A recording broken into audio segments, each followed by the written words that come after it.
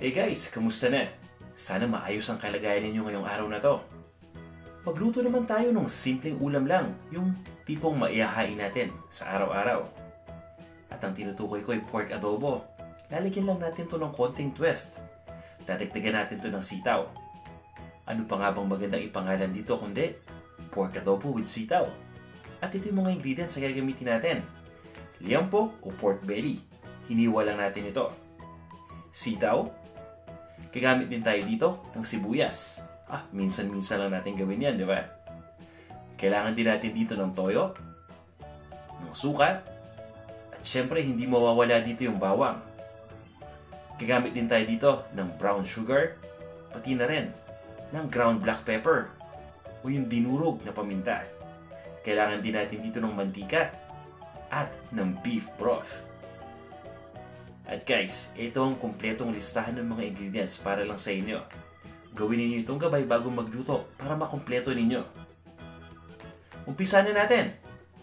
Ang una natin gagawin ay ibababad natin yung liampo o yung pork belly sa toyo. Ayan.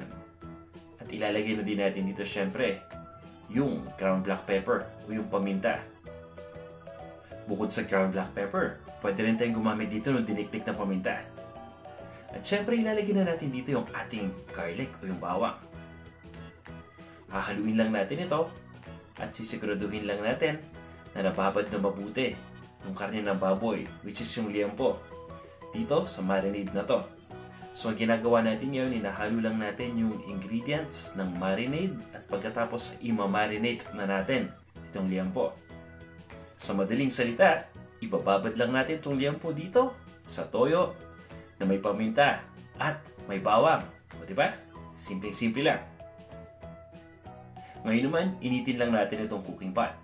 At lagyan lang natin to ng cooking oil o ng mantika. Nasa sa inyo kung anong klase ng mantika ang gagamitin ninyo. Ang gamit ko ngayon ay vegetable oil. Pwede rin gumamit dito ng canola oil, ng coconut oil, ng peanut oil, o kung anumang mantika ang nakasanayan ninyong gamitan sa pagluluto. Papainitin lang natin itong mantika. At kapag mainit na yung mantika, ibig sabihin nito, pwede na tayo mag-umpisang mag-isa. Ilalagay na natin dito yung sibuyas at uumpisa natin ang pag-isa dito. So, ang ginagawa natin, kinigisa lang natin itong sibuyas hanggang sa lumambot na ito. At kadalasan kapag ginagawa ko to ay nasa high heat yung aking setting, ibig sabihin malakas yung apoy. Pero dapat hahalu-haluin lang natin ito nang sa ganun ay hindi nasusunog kagad yung ginigisa natin. At kadalasan kung nagigisa tayo, pinagsasama natin yung sibuyas at yung bawang. Pero kung natatandaan ninyo, ginamit natin kanina yung bawang as part ng marinade doon sa liampo. Kaya ngayon, sibuyas lang itong ating kinigisa.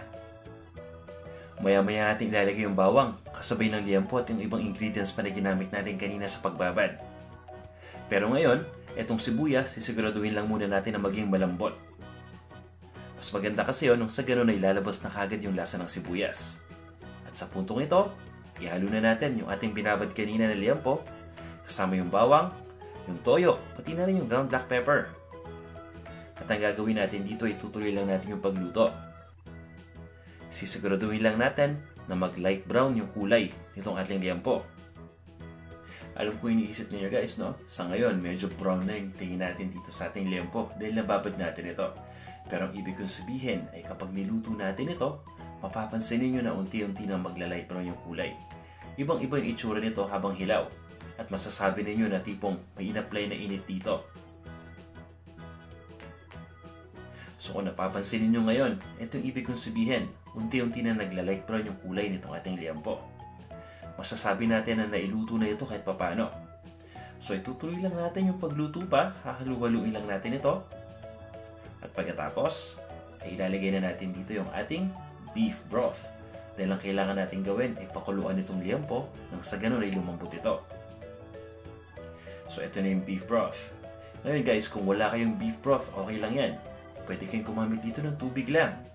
Pero mas maganda kung meron kayong pork cube o ng beef cube na available. Nang sa ganun ay mas maging malasa ito. Papakuluan lang natin. Pagkatapos ay tatakpan lang natin ito.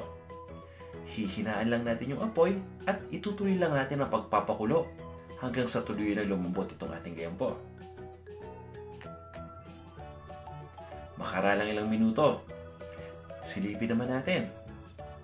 O diba? Kapansin-pansin yung itsura nag-iba. Alam natin na naluto na ito ng matagal at malambot na.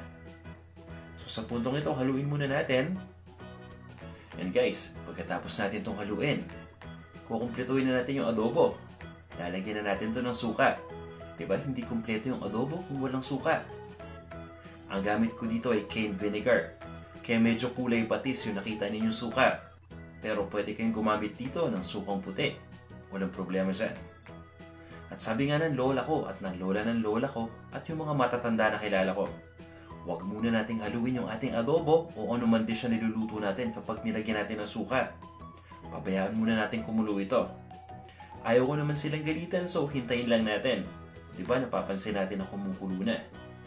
Siguro naman hindi na sila magagalit kapag hinalo na natin to. Kaya sa puntong to, pwede na nating haluin itong ating adobo. Ayan, diba? Kumpleto na to. Meron tayong suka, meron tayong toyo, nilagyan pa natin to ng sibuyas at ng bawang. So ang gagawin natin next ay ilalagay na natin dito yung ating twist. Ito yung sitaw. Kilala rin ito sa tawag na string beans o snake beans. O diba? Mas kumpleto yung adobo natin, mas masarap kainin. Haluin lang natin ito. Kailangan lang nating lutuin ito sandali hanggang sa tuluyan na nating maluto yung sitaw. Yung tipong hindi na ito maganit. At sa gitna ng prosesong yan, ilalagay muna natin yung ating brown sugar. Ito na yung brown sugar. Kilala rin ito sa tawag na asukal na pula. Which is hindi ko maintindihan kung bakit nga ba asukal na pula yung tawag nila, pero brown naman ito. Pero gamitin na rin natin yung terminolohiyang yan. So hahaluin lang natin itong brown sugar. At itutuloy lang natin ang pagluto ng ilang minuto pa. At kapag tuluyan nang naluto yung ating sitaw, pwede na natin itong ilipat sa isang serving bowl. At guys serve na natin to. Kasama ang bagong lutong kanin. Nako, tamang-tama. Ang sarap nitong kainin. Alright guys, maghain na tayo. Ililipat lang natin itong ating nalutong dish sa isang serving bowl. Namukhang serving plate, pero okay lang yan.